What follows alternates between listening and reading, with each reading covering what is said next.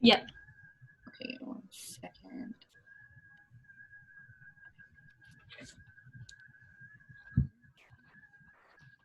Sorry, guys.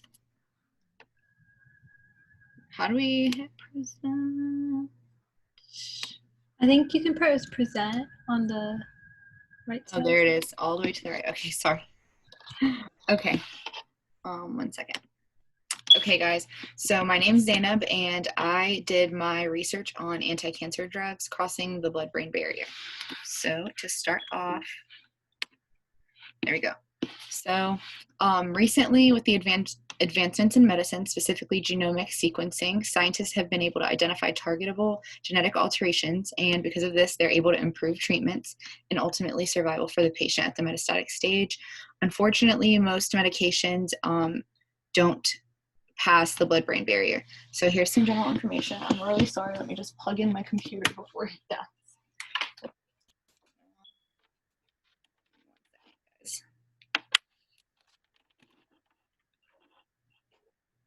All right. Sorry about that. Okay.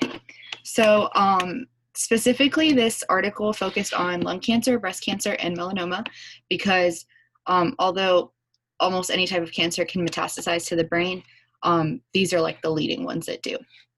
So the central nervous system has immune privilege, which protects it from injury in 2 ways: a physical restriction barrier known as a blood-brain barrier, and a mechanism involving a regulatory immune process. So the blood-brain barrier is a physiological barrier between the blood and the central nervous system. Its 2 main functions include limiting the accumulation of harmful molecules in the brain and by preventing them from being passed from the blood to the brain and maintaining brain homeostasis. So basically, the blood-brain barrier protects the brain from stuff being passed from the blood to the brain, like anything dangerous being passed, but it can spit out anything that the brain doesn't see as good, just to protect it from infection and stuff like that. So these are some figures I wanted to look at. So in figure A, that's just the normal blood-brain barrier. You can see that the transmembrane proteins known as the claudins play a critical role in tight junctions by regulating paracellular barrier permeability. This keeps, it just has like a really like a strong, tight hold around the cell to keep anything bad from going in. And then figure B, we can see that the blood-tumor barrier is more permeable than the blood-brain barrier. So drug therapies are more likely to cross the barrier. The problem with this is the tumors have to be present for this to happen. And even then there's like the question of, well, how do we get past the blood-brain barrier to begin with to get to the tumor? So, okay, so here's the research. Here's like some information on the research. These are the algorithms that the researchers chose. This wasn't their own experiment. They basically took a whole bunch of different articles and deduced what each one gave them as far as data, and they were unable to identify relevant papers with this last one right here. So they chose the cerebral spinal fluid penetration. And yeah, so this is how they came down to whether or not this works and how it works. And if none of the previous research shows any good results, then how can we like proceed in the future? So they chose to include breast cancer, lung cancer, and melanoma because we talked about how those are the leading ones that metastasize to the brain. And so researchers attempted to study genomic profiling between primary and brain metastases. This is important because I didn't know this, but so if, say, somebody gets diagnosed with breast cancer in one of their breasts or both, once it metastasizes to the brain, there's an alteration in the tumor. So let's see, a comparative study on 14 primary breast cancers and brain metastases showed that 92% of the samples harbored at least one actionable genomic alteration. So this is like, now this is how they chose to like attack it. They're like, okay, well, now we know that it changes, so maybe now that mutation can be dealt with, you know, differently.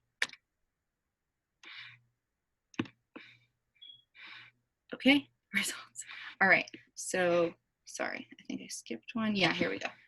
Okay, so the PIK3CA gene mutations are the ones that were identified as the mutation from the original tumor and cancer to the one that metastasizes to the brain. And these all came from breast, lung, and melanoma cancers.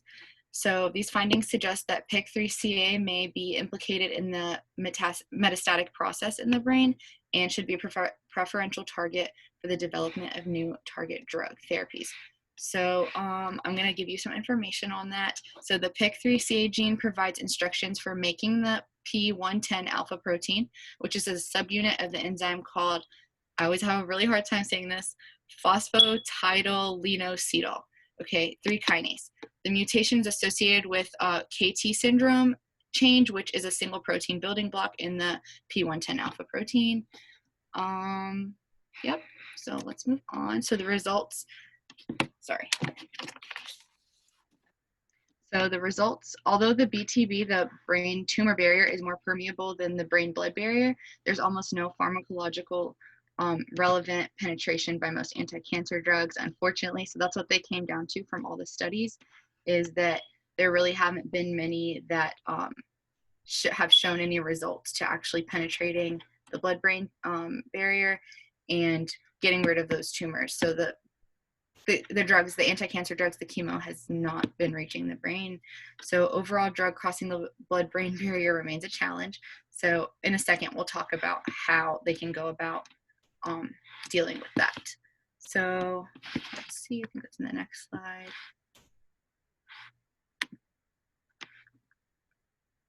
Okay, here we go. So these are the solutions. So they came up with 3 solutions that could get the chemo to the brain. So in the first one, osmotic disruption can be achieved by using hypertonic mannitol, which causes a water leakage to the extracellular area and causes the endothelial cells to shrink. The second one is ultrasound combined with microbubbles. When excited by ultrasounds, microbubbles expand and exert a mechanical force on the endothelial cells of the blood-brain barrier, which leads to tight junction disruption. So that's another way that it could get through. And then number 3 is the final one, and it's transcytosis and across endothelial cells of the blood-brain barrier. I have a little bit more information on that. We can look at exactly what that looks like with these pictures. So in figure A, the blue arrow shows the leakage of H2O from intracellular to extracellular space. And then the pink arrow shows the passage of drugs across the blood-brain barrier going from the blood to the to the brain. Okay, and then B is the second one we talked about. So in figure B, we can see that when stimulated by ultrasound, microbubbles will expand and exert a force on the endothelial cells of the blood-brain barrier, which leads to tight junction disruption. And then finally C, which is transcytosis. And this shows us transcytosis across endothelial cells.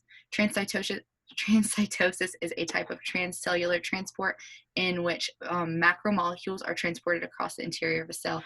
And remember, this is exactly what our brain is like made to not do. It's trying to keep these things out, and they figured out a way to get it through. And that's it. If you guys have any questions, I will try to answer them. But actually, before you guys start with the questions, I have one thing I wanted to talk about.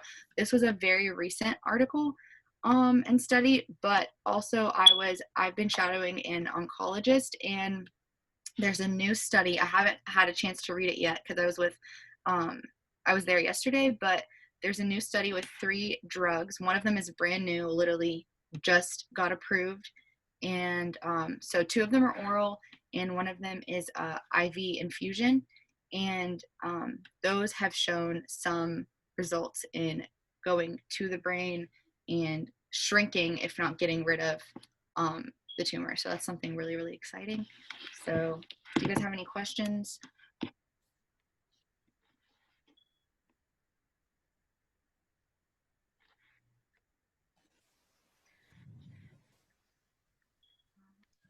Zainab, I just want to say that is such a cool topic. I didn't even know that cancer mutated within your body. Like I knew cancer could move around your body, but I never realized that when it got to different areas that it could like mutate. That's just like really interesting. Yeah, I didn't know that either. But in the beginning, did you basically say that the treatments that they like chemotherapy doesn't work once the cancer has reached your brain, but it can work on other parts of your body? So chemo, it can continue, like if in the past your body's been really responsive to chemo, it will keep being responsive to chemo. And I know someone who is like that. Like her body's completely clean and chemo always works and always gets rid of it. Even if it does come back, it always does the job in getting rid of it, but the brain just, nothing changes, or it keeps growing.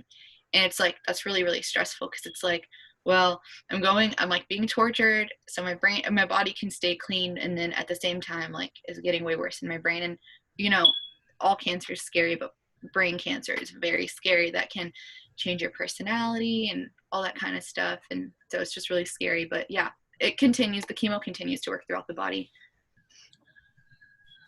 For a treatment like this, do you think it could work with conventional chemotherapy? Because I know you talked about like using drugs that target the specific PIK3CA gene in metastasized brain tumors, but like, is there a worry of like the effects the chemotropic like solution that those genetic drugs are in might affect the like just the brain itself, or the neurons that make up the brain, the gray matter, something like that? Yeah, so chemo, as far as I know, chemo doesn't really, I mean, obviously it's damaging to your body. It does hurt you while it's trying to help you. But I think more, as far as I know, more like I think it would be more helpful. And also doctors and pharmacists and the people who approve the drugs always weigh like the consequences versus like the good stuff that's going to happen. And as far as I know, chemo is not as damaging to your healthy cells and everything else, even in your brain, as much as, well, no, it would be damaging, but not as much as like radiation. I know radiation's like a killer. So I think that's why they're trying so hard to come up with a drug that crosses the barrier and gets to the brain, because at the end of the day, when you're done with chemo, like, you start to heal, but radiation takes so much longer. And I think that's why it's so important to try to find a drug that gets there and gets rid of it. I hope that answered your question. It did. Zainab, that was a really good presentation. And it also reminded me of like this book. I don't know if you guys have heard of it or read it. It's called The Emperor of All Maladies by, it's like a biography of cancer. And it's a really, really good book. I recommend, honestly, all of you guys to read it. I took a seminar class about like cancer and the history of cancer a year ago with Dr. Parks, and I highly recommend that class too. But basically the book goes through and it talks about, it's not a psych textbook, Shabazz, but it's a really good book. It doesn't use like overly complicated or like scientific language. Like, it's written in a really easy to read way that talks about like all these complicated treatments, like from like the very first few cases of cancer to how different types of cancer are treated and stuff like that. And I think one of the treatments that it talked about was when chemotherapy like first became a thing in like the 1900s, and how Zainab was saying like nowadays like doctors are really careful about what type of drugs that they'll let you use with other types of treatments. And one of them was like these I forget the name of the experiment and the scientists who did it, but they really thought, because like they were seeing the effects of chemotherapy and how like just using one drug or using two drugs, how it really helped kill those cancer cells. So they kind of got like really excited, and they kind of really pushed for like this research to be expedited. And what they wanted to do was combine multiple chemotherapeutic drugs and like put 3 or 5 of these different chemicals into one person to fight the cancer, just because they saw that, okay, one drug on its own and then 2 drugs on its own, it has a really good like anti-cancer effect. But this experiment killed almost everyone that was in it. Like literally anyone who had all like that combination of all these different drugs at once, they almost all died. And this is really recent, it happened like maybe 1960s or 70s, and I forget what it's called, but I'll definitely look it up and put it on the blog. But it's really interesting to see how medicine has changed from then and how it's still changing now. So I just want to say that. That's really, really interesting, Myra. Yeah, it's really stressful. I know the lady I translate for, it's super, super stressful, because every time she thinks she's good, like, you go, it's I don't know, it's overwhelming. It makes it overwhelming to want to live sometimes, I feel like, for her, because it's like her body's clean, her blood work looks amazing, everything looks so good, and then like, you never know, like, even though your body is doing fine and you feel amazing, you go back to for that CT or whatever, your next brain scan, and your tumors are growing. And that's just so scary because, so, you know, some people have tumors where you can't have surgery done, or they've done too much radiation and they like genuinely cannot do any more for the rest of their lives. Not them themselves, not that they can't handle it, but that it'll kill off all their healthy brain cells. So it's like, it's really stressful because you could be fine and then they're growing, and then you see personality changes and you start forgetting things. And that's why like this was so interesting to me. And I'm really excited that like they're working on this so hard, because that's like, hello, it's super important. Like everybody, you know how scary it is getting diagnosed with Alzheimer's and that kind of stuff. I can't imagine it happening over a span of like a few months, you know? Yeah, no, I definitely agree. And I think that when I was reading through the article, they mentioned how like the osmotic alterations that they did all the other experiments on, how they cited like an article from 1973 that first showed like I think the electron density around like the structures in the blood-brain barrier. And I think that also just goes to show how like there's so much that's still left like undiscovered in science. Because for me personally, I feel like it's always easy to say, oh, but they know like everything that is already known is art. You know what I'm saying? Like everything's already been discovered. You know what I mean? So like for me, sometimes it's kind of like overwhelming, like trying to find like something to study, or like even being in lab, like, oh, what's the point of my research if everybody already knows everything? But I like kind of seeing that in the article you picked, because it just goes to show that there's so much left to be discovered. And even things that we think we know everything about, there's so many like research gaps and things that like there's just so much left to be discovered and imagined. So I just thought that was interesting as well. Awesome.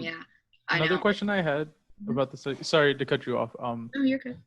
It was, did they see how long the 3 solutions to get chemotherapy to the brain, did they see how long they would weaken the gap junctions for? Because I know chemotherapy is also associated with like a significant decrease in neutrophils over time. So like, would there be a fear of like other, like not chemotherapy, but other like infectants or particulates getting into the brain that you don't want in there because the gap junctions have been weakened or stretched partially, but the effect doesn't end immediately as the chemo does? It sort of like lasts for an hour, 2 hours, or however long it might after the therapy is performed. Let me go back to, because that's definitely something they worry about. Sorry, let me just get this out of the way. So I think that would be worrisome with the, I'm not exactly sure. They didn't really talk about it because this is what they came up with at the end after reviewing all the articles. This is what they came up with, like, hey, these are ways that we can do this. So that's a really good question. I didn't think about that. I think at least with the osmotic disruption, I feel like that has to be happening with the drip. So I think it might stop right away after. But wouldn't the osmotic, I thought it might last actually, because if you're doing a drip, right, as the chemo is sort of like fluctuating through the body, you create that osmotic disruption as like a chemical disruption in the blood-brain barrier. But this time the chemical is just water, right? But to regulate that, it would take time for like the cells to regulate the osmotic pressure again, and for the gap junctions to tighten. So there would be, I don't know how long it would take. I'm no expert on blood-brain barrier, but I thought with the osmotic disruption and sort of with the transcytosis, those two seemed like iffy to me, because if you could get the chemotherapy into the brain, what if like other particulates use that pathway? Yeah, I don't know enough about microbubbles. I don't know if like the second the ultrasound stops, like do the sound waves just stop affecting the microbubble, and does it just immediately stop, or is it does the microbubble remain expanded for like a certain period of time as electron activity sort of slows and then it collapses and the blood-brain barrier reforms? Those, I'm going to be honest, I have no idea. And those are really good questions that I didn't think about. And now you made me curious, and now I will go look for them. But yeah, that's a really, really good thing, because that's the scariest thing. I mean, our body was literally built to keep things out of the brain. That is really, really scary. And especially because hospitals aren't like the most sanitary place anymore. I mean, they are sanitary, but there are like a lot of super resistant bacteria in a hospital. If you had brain cancer and one of those diseases at the same time, and you're now immunocompromised, like that's just expediting the process. Yeah. But let me know if you find anything. I'd love to post on the blog. I'm really interested in this now that you've brought it up. It seems really cool. I will go look for them, definitely. Thanks for asking. If anyone has any more questions, please add it onto the blog under the discussion post that'll be made in a few days. And thank you so much, Zainab, for presenting. This was such a cool topic. I think we should move on to Nader now, and he can present. Sharing with you guys. Thank you, guys. How do I? Is that? Can you see it? Yep, perfect. So my topic is the applications of ultrasound in the textile dye process, or textile finishing in general. Okay. Oh God. Okay, so first, the basic study, the scientific umbrella that this falls under is ultrasonics, and ultrasonics refers to the study of the effects of propagation of ultrasound waves and their interactions with matter. And specifically, this ultrasonic umbrella refers to sound waves that vibrate at frequencies higher than is audible to human beings. And broadly speaking, ultrasonics includes applications to engineering, sciences, medicine. I mean, we all know ultrasound. When we hear the word ultrasound, we think, oh, pregnancies and ultrasound imagery. But there is so many more applications to ultrasound than we have even become generally aware of. And in general speaking, what we're looking at is the phenomenon of cavitation. Cavitation is the growth, formation, and collapse of cavities or bubbles already present in submission in a substance or substrate. And there's 4 specific types of cavitation. Hydrodynamic cavitation is the change in geometry of conduit causes a variation in the velocity of a flow of liquid resulting in pressure. This is just a very, very scientific way of saying when a liquid flows, the already existing vapor, bubbles, and particles suspended in it will ripple and create cavities that enforce pressure onto a different substance. Particle cavitation is when a liquid is inflicted with a particle causing a ripple and a bubble to fold in on itself, creating inertia and a force. So you can see in this GIF image here, a particle is shot through this already existing bubble of vapor, creating this ripple that folds in on itself and creates a pressure that can be forced onto an object that is external. And acoustic cavitation.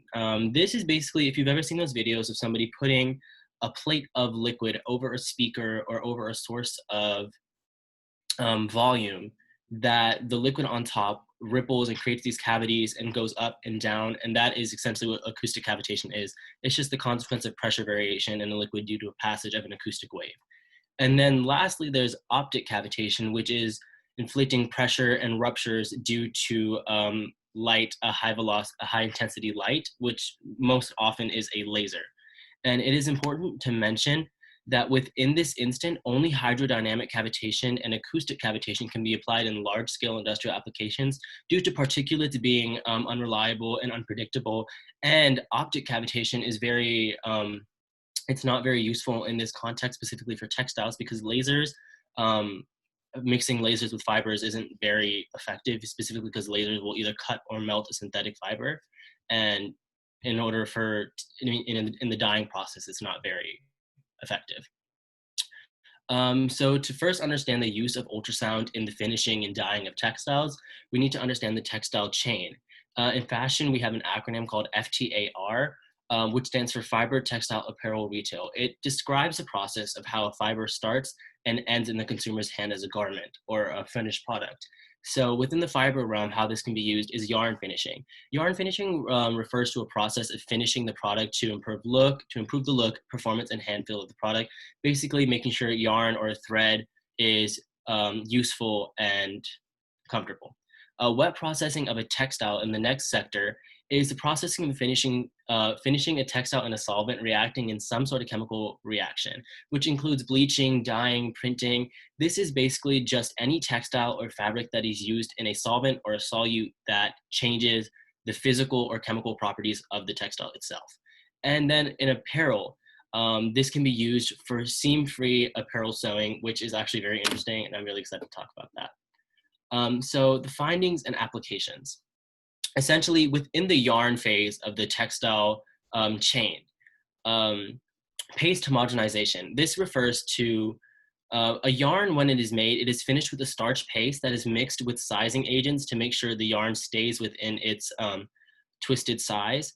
And this is mixed with water and then heated to the gelatinization point and is kept at that high heat along with mechanical stirring for a long period of time in order to ensure that it is homogeneous and all the particles are evenly sized. However, this requires a lot of energy, it requires a lot of time, and it requires a lot of heat, which is not sustainable, it's not environmentally friendly, and it has a high cost.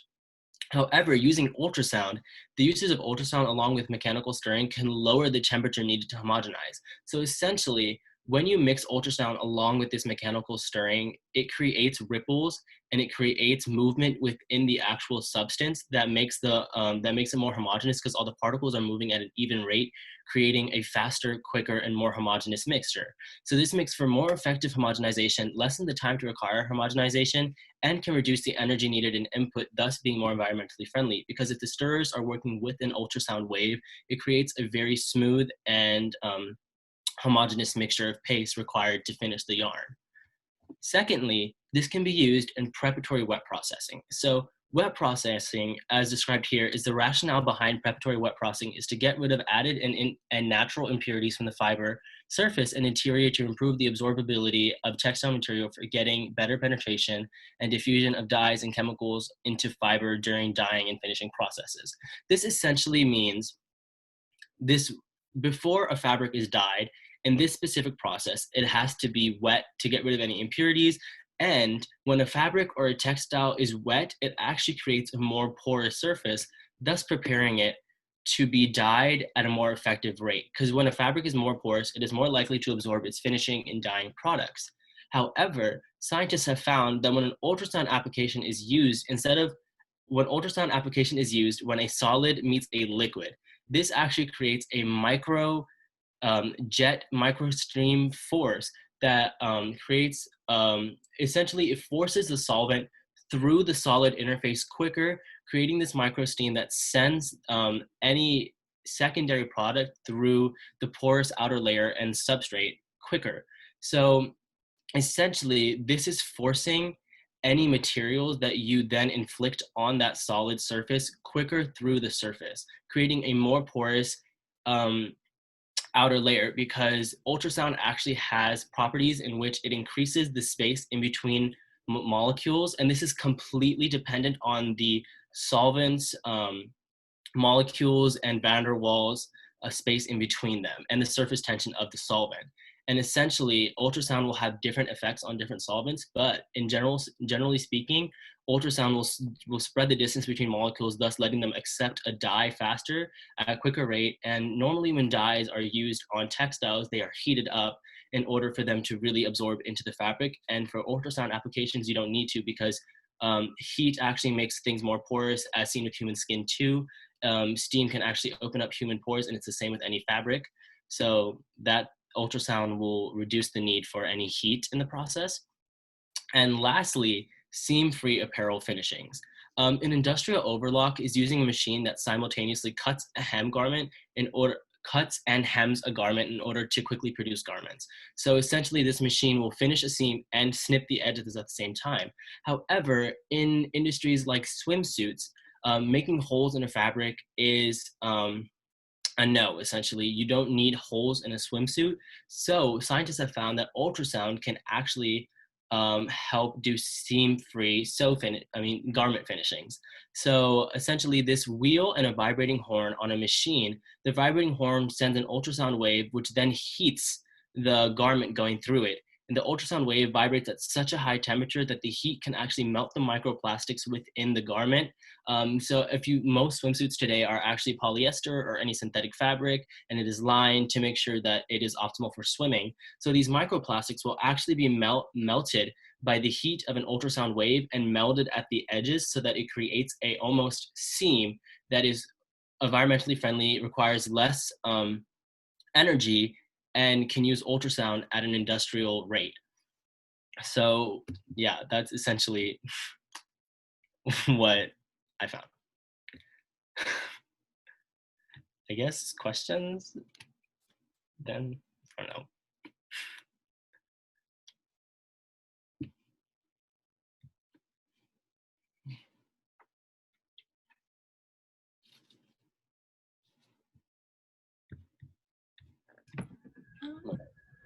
with this.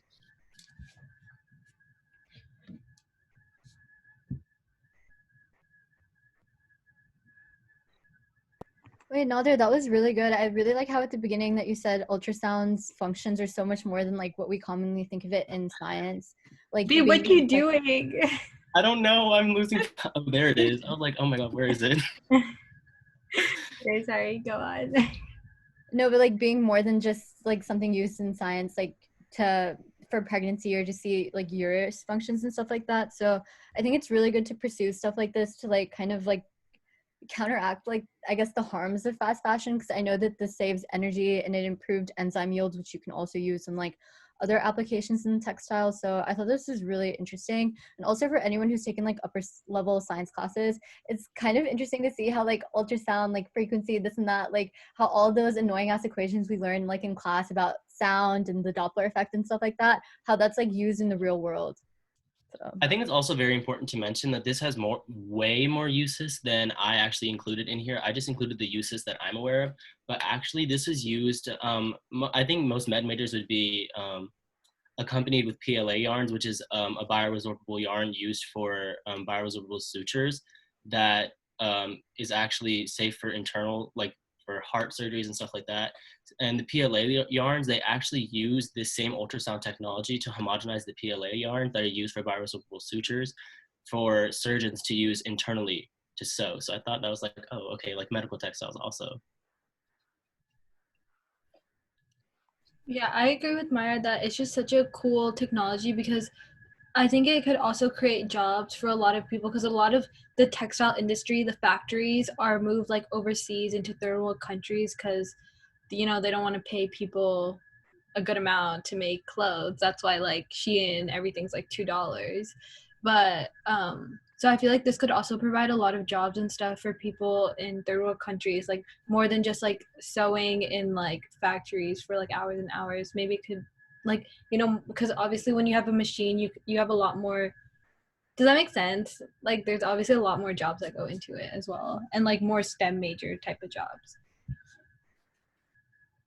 So you said that this can possibly be used in like the medical field. Do you think this sort of technique can, like, I guess, change what type of threads are used in sutures, like make them better, make them, I guess, more absorbent, or make them dissolve better in the body after healing, make them more accurate, stuff So like I that? think generally this specific article was less about the efficiency of the end product and more about the efficiency of industrialization, creating the product quicker rather than better.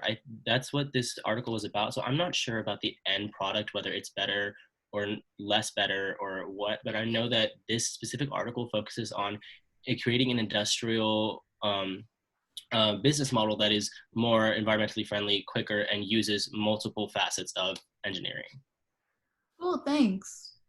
I think Shabazz asked a question in the chat. He said, "Do you know of other things we typically think of as medical instruments that are used for fashion and textile stuff a lot?" Oh, so much. So specifically being a fashion major, we learn a lot about a specific sector of textiles called non-wovens. These non-wovens encompass gauze for surgeries, band-aids, masks, like the mask I'm wearing for Corona right now, N95 masks, Kleenexes. These are all non-wovens. These are textiles that go straight from fiber to textile. So this could actually be affected by this ultrasound technology because in order for non-woven to work, it needs to have an industrial adhesive attached between the fibers that create it into one layer. So that actual glue, paste, adhesive that they use ultrasound technologies could actually homogenize that very paste in order to create that non-woven fabric. Like if you think about it, those gowns, hospital dressings for beds, curtains, those are all non-woven fabrics specifically because non-wovens are actually disposable and they do biodegrade. So they use non-wovens because after surgery, you can't, due to bacteria and stuff like that, you just throw away those gowns, you throw away those things, you throw away everything you use just for the sake of biohazards. So these non-wovens can actually play a direct role in this ultrasound application. That's really amazing. I didn't even know that fashion and medicine was so closely related, especially when it comes to like the STEM side of it and how much engineering and math and science goes into all of that.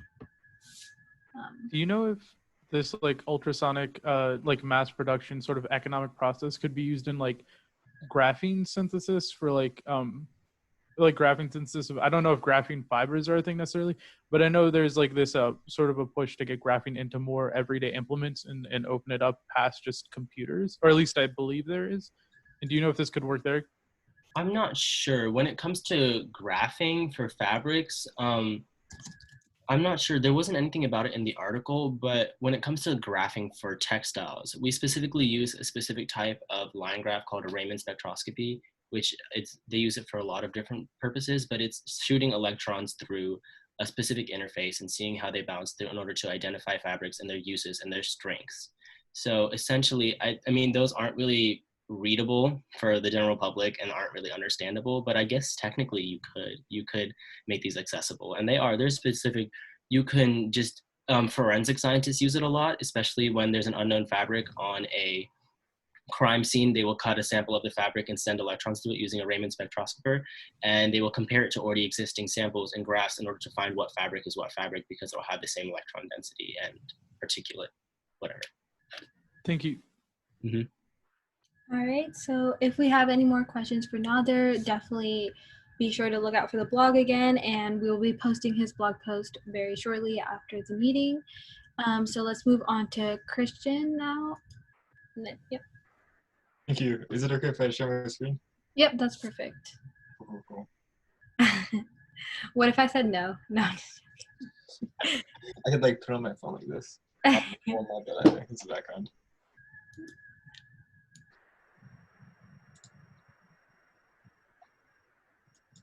So Hassan mentioned that a lot of you guys were pre-med students. I don't know a lot about medicine, so my presentation is going to be a little bit different. I'm a student from UNCC.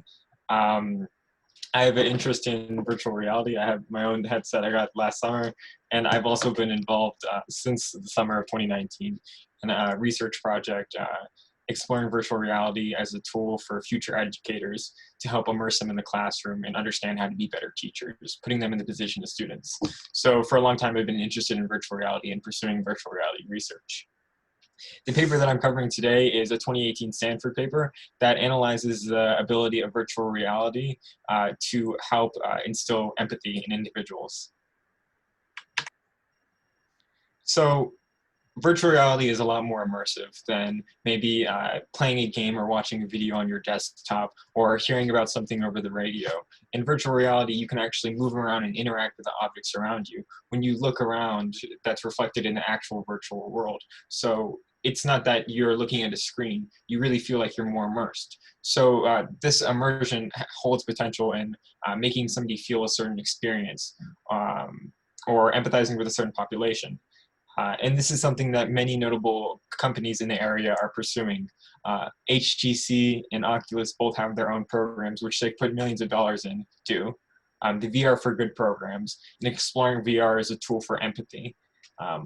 Perspective taking has already been used extensively in literature and has been shown to increase empathy towards a social target, but there's also certain negative possible outcomes, such as actually amplifying pre-existing bias. And a really important consideration to take when looking at prior literature covering perspective-taking techniques is that a lot of the times, at the point of intervention, it's pretty effective. But over time, it drops off. So people kind of forget whatever the intervention was or whatever perspective-taking task they did, and it's less and less effective. So this is an area that can really be addressed like by a more immersive technology such as VR. And a lot of current studies are actually limited by a small sample size in VR, like less than 30 participants. So that's another problem with current research. So the impact of me on empathy is considerable because prior literature has shown that the more immersed you feel, the bigger impact it will have on things like empathy. So higher immersion and interactivity are correlated with increased empathy. But there's actually, again, another important thing to take into consideration that might have some negative connotations. The Brown study involved participants that would put on headphones and they would play very random screeching noises over the period of 15 minutes to help simulate schizophrenia. So one might assume people were more empathetic towards people who had schizophrenia because they knew what they were dealing with. But the perspectives of people with schizophrenia, the participants, actually deteriorated over the 15 minutes. They had a significantly worse impression of people with schizophrenia due to the experience. So it would be flawed to say that VR or perspective taking in general is, only an empathy-inducing method. There are negative aspects of it that should be considered. So of course, as previously mentioned, VR has a lot of unique aspects. The way that you can interact with the virtual world provides higher immersion, which the authors hypothesize will cause increased empathy. And Hara et al. Also notes that past literature suggests that when you have to imagine what it's like to be somebody else, that takes a lot of cognitive abilities, and you have to really think about it. You have to use your imagination, and there's some problems with that. And the first problem is that when you're imagining what it's like to be somebody else, pre-existing biases can come into play. So maybe you're already biased, and that's amplifying those existing biases. But also in VR, there's fewer mental resources required. So instead of your mind and existing thoughts filling in those blank spaces where they ask you to imagine, VR does it for you. So it's less cognitively tasking. It takes care of the bias. So in this publication, there was 2 studies conducted. The first one primarily analyzed the short and long-term effects of 2 different conditions. The first one was traditional perspective-taking tasks, which was basically asking a person to imagine themselves in a certain situation. And then it compared it to the effectiveness of a VR perspective-taking task, which actually immersed somebody in the virtual world in the social target. And for this study in particular, the social target chosen was homeless people. The second study compared the ability of 3 other mediums to foster empathy against virtual reality perspective-taking tasks. So they also used information and monitors, 2D screens. So the method for the first study was composed of 117 participants. 130 participants was the original sample size. The authors noted that there were some that didn't show up for some of the prior parts or the later parts of the study. The age was pretty concentrated around 23, 22. And basically this population was split into 2 conditions. The first being the traditional perspective task taking with traditional methods, imagine what it's like to be this person. And then the second group, or the second condition, was the virtual reality group. So it was directly comparing the 2 groups. So the narrative was consistent across both conditions. So even though different mediums were used to illustrate the narratives, it was the same story. The story starts off that you're somebody who's recently lost their job and you realize rent's due, but you don't have enough money to pay rent. So you have to go and sell all of your belongings. And you realize after selling all of your belongings, you still don't have enough money. So you're forced to live in your car. Later on in the narrative, you have an interaction with the police officer who asks you for a permit. And you have to notify him that you don't have a permit. And because of an ordinance that was passed against people sleeping in their cars, your car is impounded. So you have to seek shelter. You have a negative interaction with somebody on the bus, and you seek shelter in a homeless shelter. So it really shows some of the unpleasant experiences of being homeless and how quickly it can happen to anybody. So this is the setup for the virtual reality test taking. You can see this is the Oculus Developer Kit 2 headset. This is an infrared light for it to track movement. You have the headphones and then a mouse. So something to note here is actually that VR technology has progressed a lot from what they used in this study.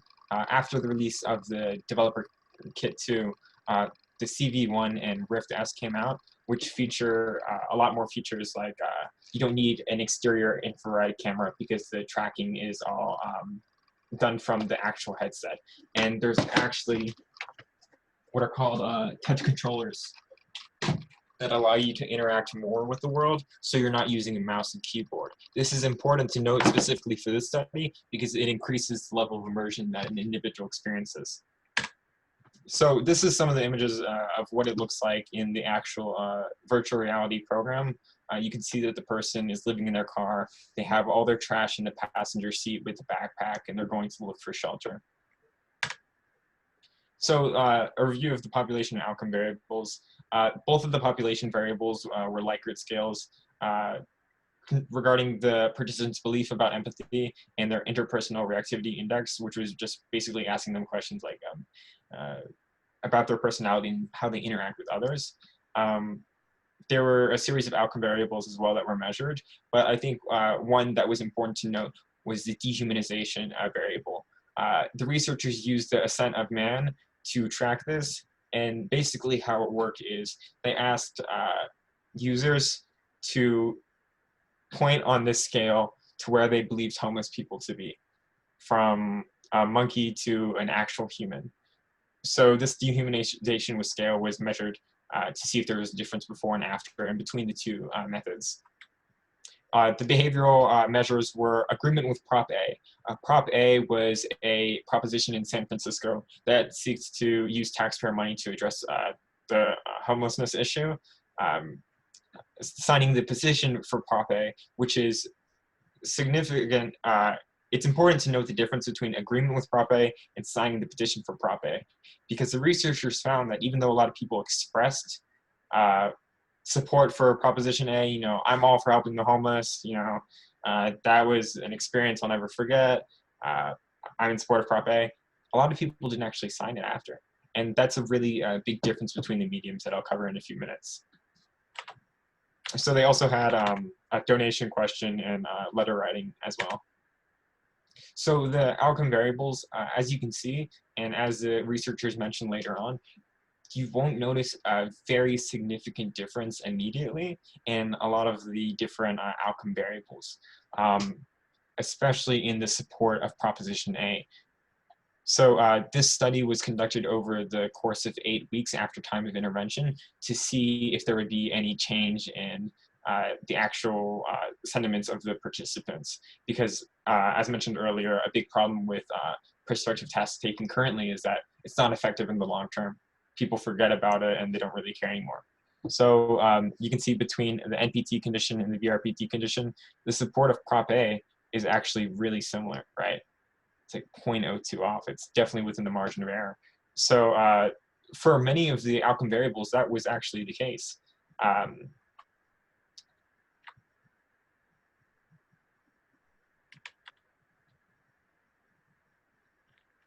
But as you can see, the VRPT task taking was highly effective in being able to help sustain the feelings that they created in the users over time. So you can see originally for the values of empathy generated on a Likert scale 1 to 5, they were within the range for error. So right here, and then you could see that NPT, the traditional non-VR strategy, begins to drop off over time. Well, this stays more consistent.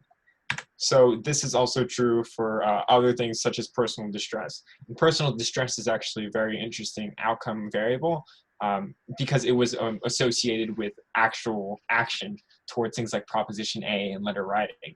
So people felt more distressed when they were actually in the VR headset experiencing what a homeless person would experience. And interestingly, between weeks 6 and 8, personal distress increased instead of decreasing like many of the other outcome variables associated with traditional prospective task taking. So in analysis of these variables, while attitudes with the homeless were not correlated with personal distress at the time of intervention, the correlation became evident after the course of the 8 weeks, with there being a significant correlation between personal distress and sentiment towards the homeless, a positive correlation. At 4 weeks, correlation analysis showed a strong positive correlation between attitude towards the homeless and support for measure B, which was a second measure in San Francisco seeks to help the homeless population.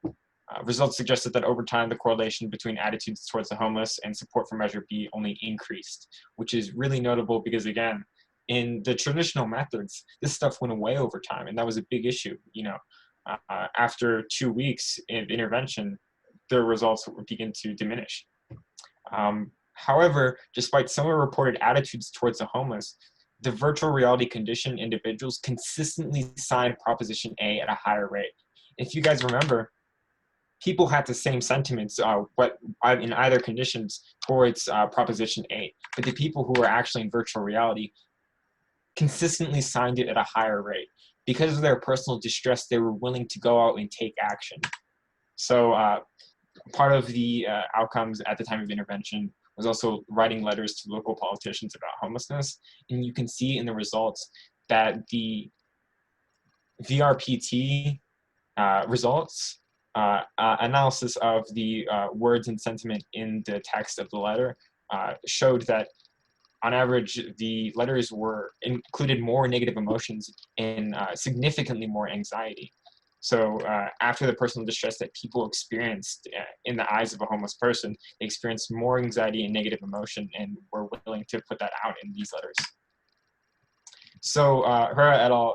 Find that VRPT tasks may be more effective at improving attitudes and pro-social behaviors in comparison to less immersive perspective-taking tasks, which is basically the summarization of study 2, which compared to other mediums. However, they note that there may be issues regarding the novelty of VR and experimental outcomes. So basically they're saying, these are people who have never been exposed to VR before, so there's a certain wow factor, right?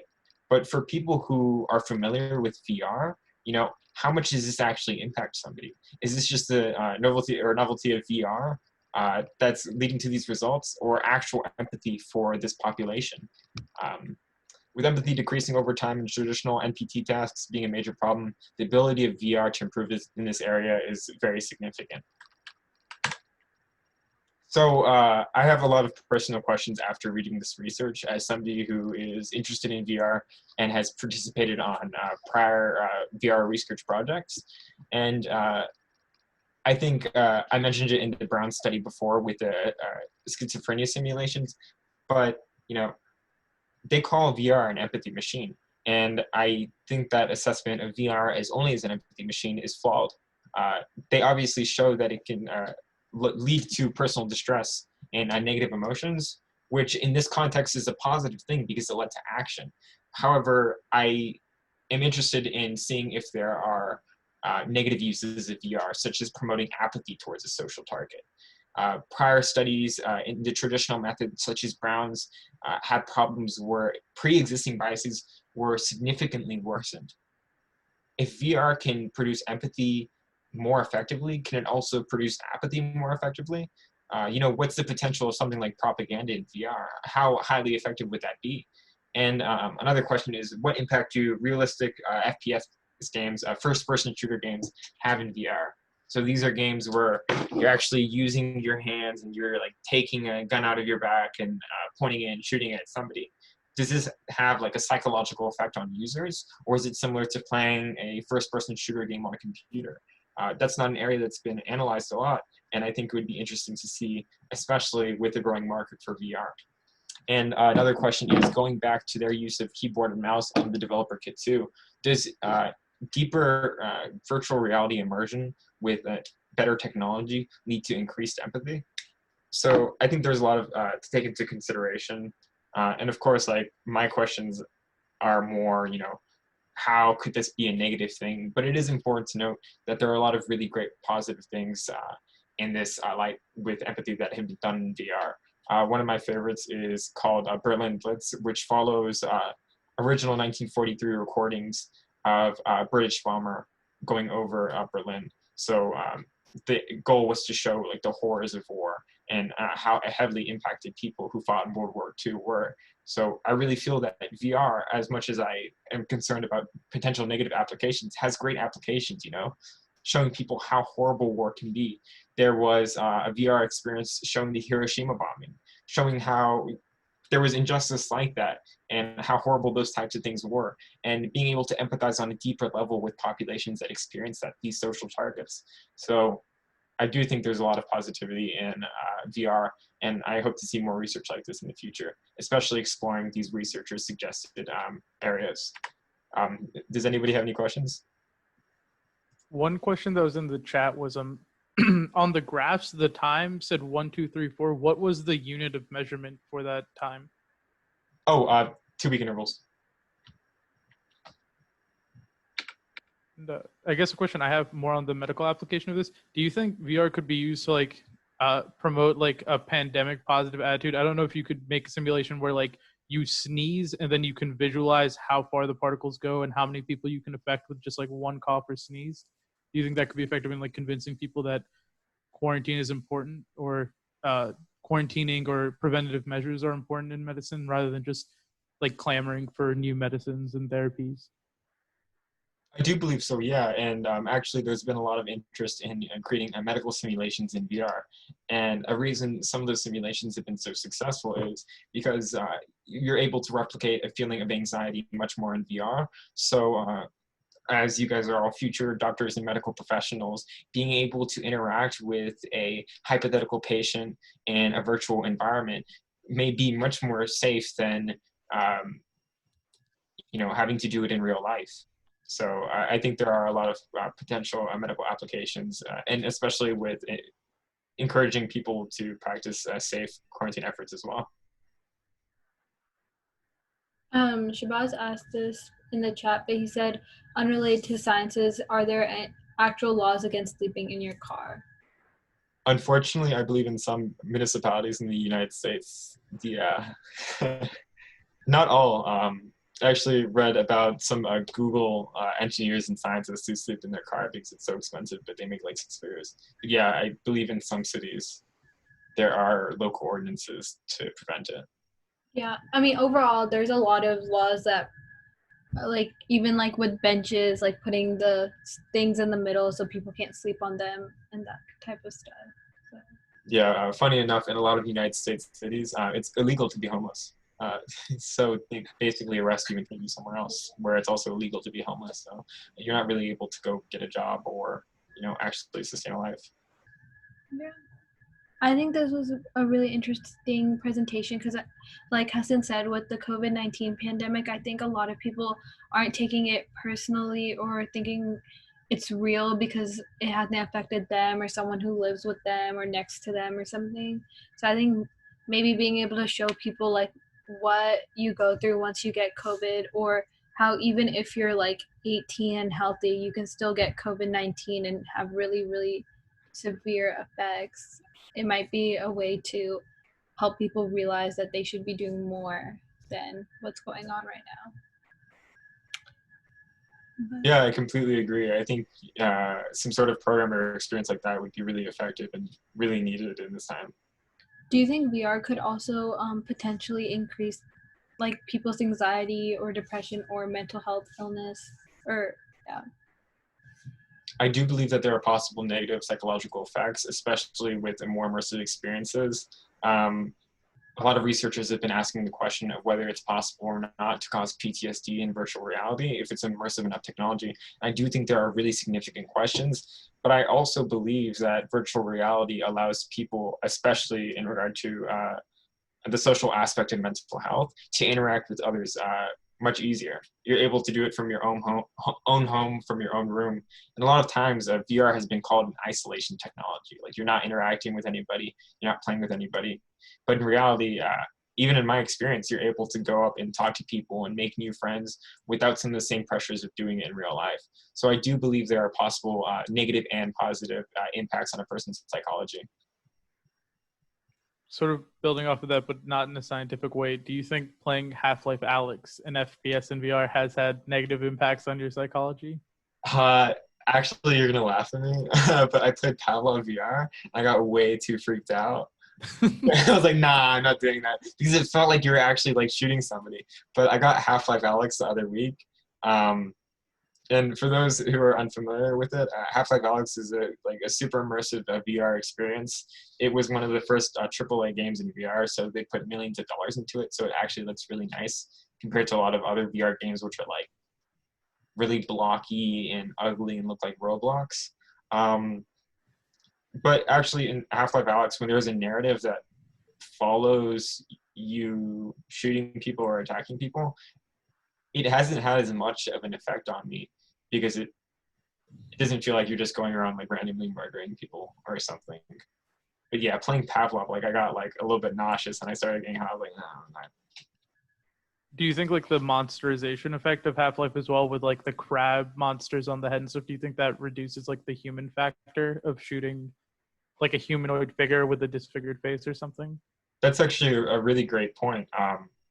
Yeah, I absolutely think that, and now that you mentioned that, I do think that's a really big reason why it doesn't affect me as much in Half-Life Alyx, because the characters there are like, like aliens and stuff, where the Combine soldiers all have masks on, you can't see their face, but in Pavlov, you actually see another humanoid figure with a human face.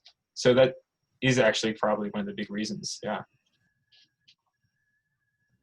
If you don't mind me asking, I had a quick question. So, do you think that VR will like kind of evolve to a point where you can't differentiate between reality and, a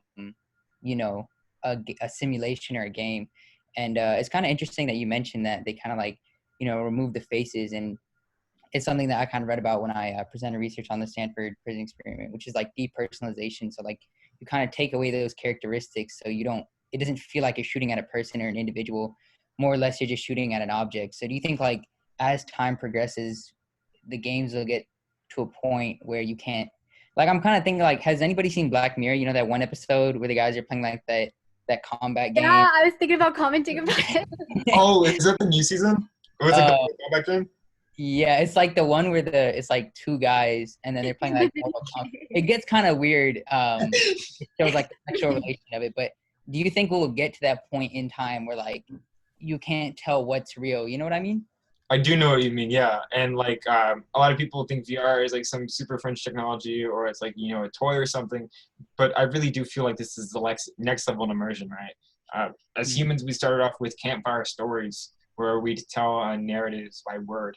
And then we got things like books, and then TVs, and then color televisions, and all of these different mediums and medias to really help immerse people in a different world. You know how people say, it feels like I'm in a different world when I'm reading. So I really feel that VR is just the next step in that series of immersion and entertainment and human development. So I feel like even if it's not VR, humanity is going to continue to progress through that, where technology becomes more and more immersive. So I mean, like looking at the developer kit too, like, You got to push escape, I think. Oh, pushing escape probably would have worked. Scrolling through. But like, yeah, you see how blocky this is. And they needed like a Wii remote type sensor, the IR sensor up here, to even track the movement. And this technology was super limited. It actually struggled a lot with, if you're familiar with VR, a screen door effect, where the pixel density is so bad, it looks like you're looking through a screen door because you can see the little black lines in between the pixels. But with technology like this, only a few short years later, there's been really big improvements. So actually, I do think it will get to a point where it gets harder and harder to distinguish between what's reality and virtual reality. Yeah, and then I think it was Elon Musk, but he proposed the theory that we're already in a reality, or we're already in like a virtual reality. So I don't know, man. It's kind of trippy sometimes because like, what is real? There's actually an interesting philosophical point to be made. There's like a matrix theory, right? But one part of the matrix theory says that if humanity can advance to the point that immersive experiences are almost equivalent to reality, then you have to contend with the fact that your life, your immersive experience, like your unique immersive experience, is more likely to be a simulated immersive experience than the actual like life or Earth One or whatever term you want to apply to it. Because there are infinite immersive experiences, but only one Earth One, once you reach that point that immersive experiences can simulate life. With your comment in the group chat, I'm actually that's one of my really big concerns. You're talking about the funding of these games that are on 2D screens already, that are kind of normalizing this military type violence, and the army going in to work with these games and use it as a way to say that this stuff is normal. That's one of my really big concerns, especially with the whole humanoid thing. It's funny to bring up Black Mirror again, but have you guys seen the episode where they make the enemies like the alien creatures, and they tell them it's like an infestation, and the little green light snaps them out of it? Yeah. Yeah, I feel like technology can do that. That to an extent, I completely agree with you that games are already doing that by normalizing this type of thing. I'm really worried that it can be used to continue to dehumanize people and justify violence and military action, which is, I think, a call for future research and, just to be aware of that negative use of the technology. Yeah, I just wanted to add that in a lot of games that are really popular, like you were saying earlier, they have everything down to the geography of it, of the land and of like the more intricate details, and they have ethnic markers even in Call of Duty and PUBG and some and there's a few more that I've seen, but I can't remember right now, but they have ethnic markers, so even though faces are obscured, they have it very you can definitely see where the funding is going, and even with big things that we don't really think of as military propaganda, with Marvel movies and stuff like that, battle ideology that really comes into it. VR is so cool and it can be used for such good things, but I think funding for anything changes the product completely. So I don't know, I think we could do really lots of really good things with it, but as of right now it's a little iffy. I agree, and Hassan brought up a really great point in the chat, but there's it's a much deeper and more complicated issues than video games cause those types of things. Hassan, if you wanted to elaborate on that, maybe. I don't know if you guys know about what's happening on Discord, but the U.S. military has an esports team that has a Discord channel, and it's sort of a known fact that a lot of the U.S. military is trying to use certain games to recruit members, and the esports team ended up getting a lot of flack for it. People would join the Discord server and sort of start negatively commenting on the U.S. military's practice of using violent video games as a recruitment tactic. Which led to the U.S. esports team shutting down their Discord server temporarily.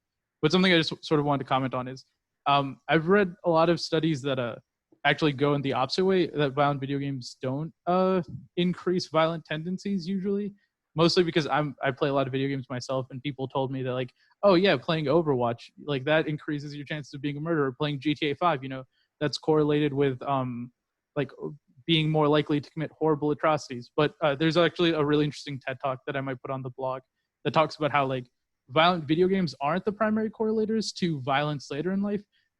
There's predispositions that people who play video games can have, but those predispositions are relatively consistent throughout the population. So when you look at the population as a whole, there are groups of people predisposed to violence, but that has less to do with video games and more to do with background, sort of how you're raised versus how you're born, or what I'm getting is there's no intrinsic factor of violent video games that inherently makes you more violent or makes you more likely to sign up with the military. And I think there's a lot of examples of that if you go online. There's what's happening in the Smash Brothers community right now with people outsing people who have commit atrocities. There's the Discord thing. Blizzard recently had a super anti-racism movement because they tried to stop a Hong Kong player from speaking out about that. So I don't know, it's interesting stuff to read up.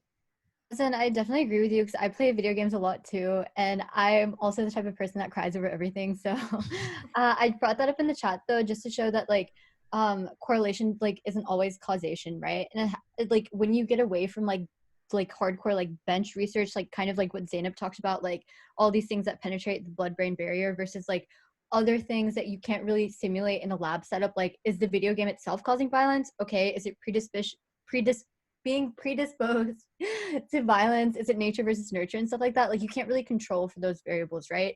Or even what Christian talked about today with VR and its implications in like I don't know how people view homelessness or other things like that. Like it's so hard when you get away from like just bench research, how hard it is to control for like other factors like that. And also another thing I wanted to bring up, I think Christian mentioned this earlier, like right after his presentation ended, but honestly, like with everything that we've talked about, I can honestly see how VR could also change like the interface of how grad school or med school or healthcare interviews are conducted. Because I know right now med schools are really focusing on MMIs or the Casper test or all these other tests that want to see where a student's or an applicant's like ethical or moral background is at. So like they'll give you a situation like, okay, patient what, like insert whatever name, they need insulin but they don't have enough money for insulin. You as their doctor, like what would you do? How would you act? And I don't know, I think stuff like that is really interesting, and I can definitely see how as like VR develops, how even MMI interviews, like where you're at a station during the interview and it's about a very specific interaction with like an actor who's acting out a condition, and then the interviewer asks you like, okay, this is the situation, how would you act? I can definitely see that shifting into a VR kind of scenario, especially with coronavirus and how this upcoming cycle, like how it's not going to be an in-person interview anymore. They're going to be doing online interviews. So, and also I think just even like as a practicing like medical professional or anyone in healthcare, or even just any field where you're interacting with the public or other people, how it's going to shift into maybe addressing like implicit bias and stuff like that through VR. So seeing like how you interact with like a given scenario and just seeing what your response is. And I think that would be a really cool way to like address biases in people, and then also like maybe facilitate like discussion around those biases, how to address them, how to prevent them from happening and like impacting people.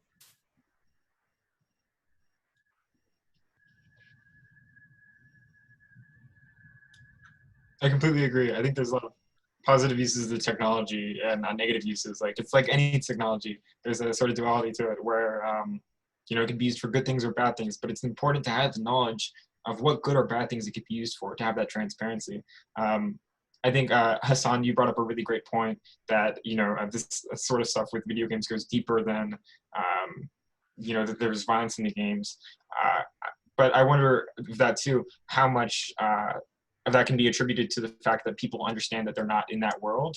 They can say, I'm playing a game, of course, right? I'm at a desktop playing a game, so you're not actually committing violent acts, right? I think that's a really big reason why people don't have a strong correlation between violence and video games, because it's separate realities. But going back to Hamza's point of how much will realities kind of merge in the future? How hard will it be to tell apart those realities? Going back to the Black Mirror episode, it's a really funny example, but if you guys remember, it's like the husband and the husband's friend.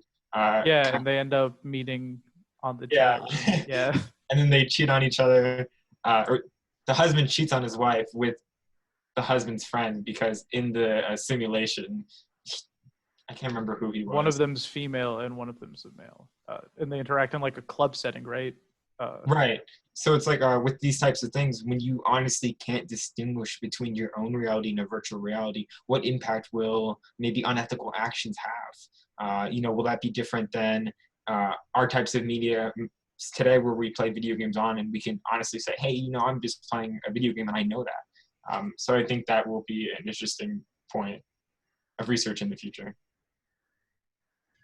Yeah, I think that this whole discussion was amazing, and the research the research that you've been doing and VR in general is definitely going to be part of our future one day, whether it's now or 100 years in the future. I think the world is heading in that direction, and on that note, I think we should end the discussion for today, but we can definitely continue this on the blog.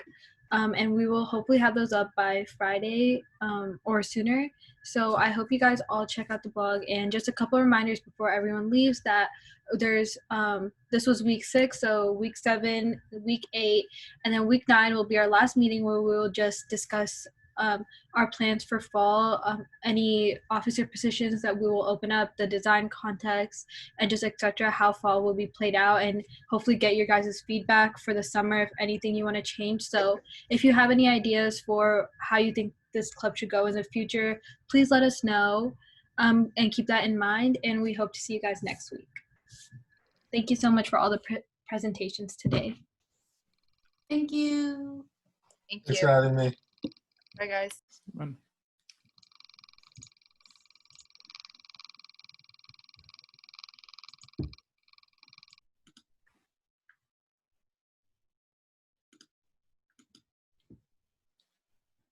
Okay, it's just us gals.